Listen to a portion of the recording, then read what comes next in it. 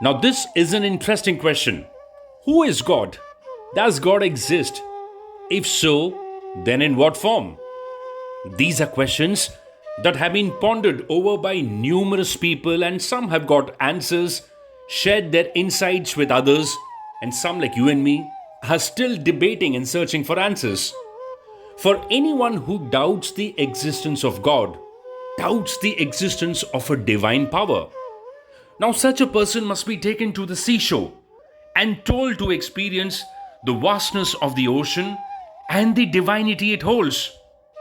Must be shown the millions of twinkling stars in the sky and be encouraged to experience its beauty and limitless expanse.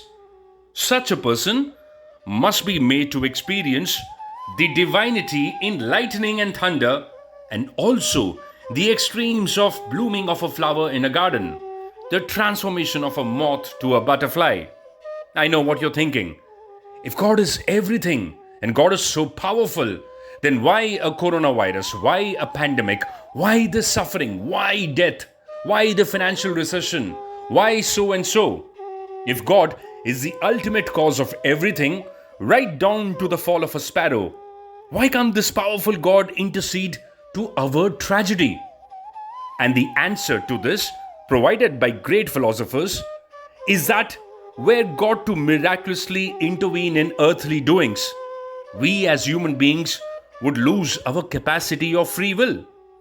Of all the species, it is only humans who can differentiate between good and evil and choose one over the other.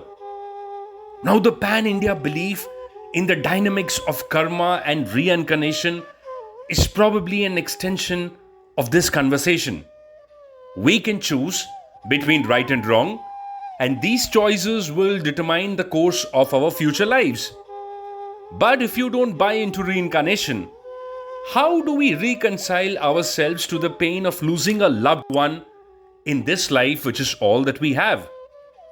Now, if you talk to any ascetic or anyone who has renounced the world, they will tell you it is not God who causes our suffering, but ourselves, and we are responsible for it by forming attachment to things or to people, the loss of which brings sorrow. No attachment, no suffering. But realistically, not all of us can be an ascetic. We are free to choose between all things, including love and the denial of it. And if it is love that we choose, we are held to ransom by the fear of losing it. The pain of loss is the price we pay for the blessing of love. There are numerous questions unanswered by science, and the answer lies only in the belief of a divine power.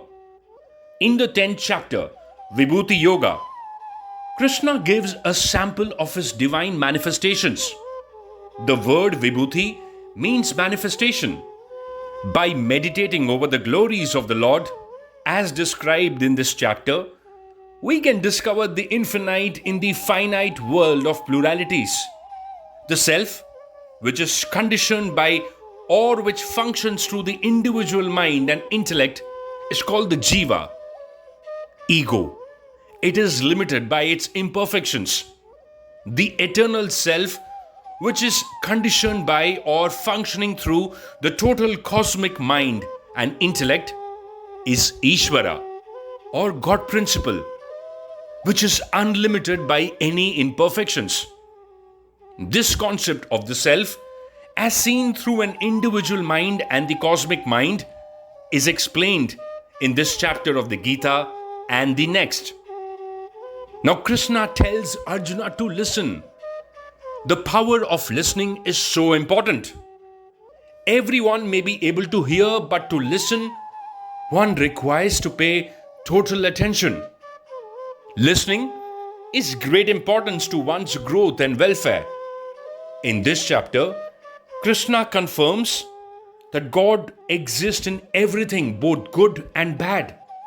This means whether something is good or bad, painful or pleasant, God is the source. Without God, nothing can be. I repeat, nothing can be. But how can one say something is good or bad? Nothing is bad if we use it for the proper purpose.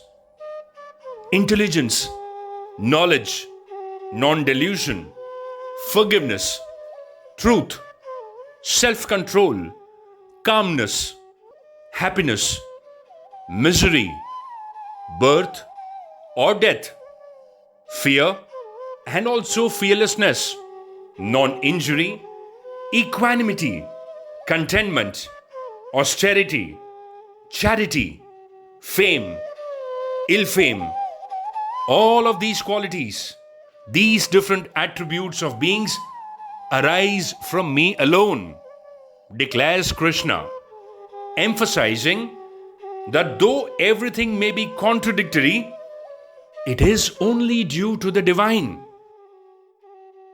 This chapter describes the theory of creation. According to this theory, the first manifestation of Brahman in space and time was Hiranyagarbha. From the mind of Hiranyagarbha took birth the 7 rishis and 4 manus.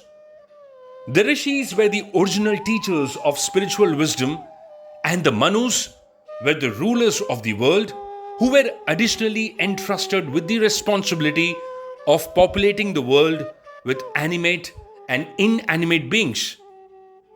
God assures that He will light the lamp of knowledge and remove the darkness of ignorance due to the compassion that He has for His devotees. Pain is inevitable in life.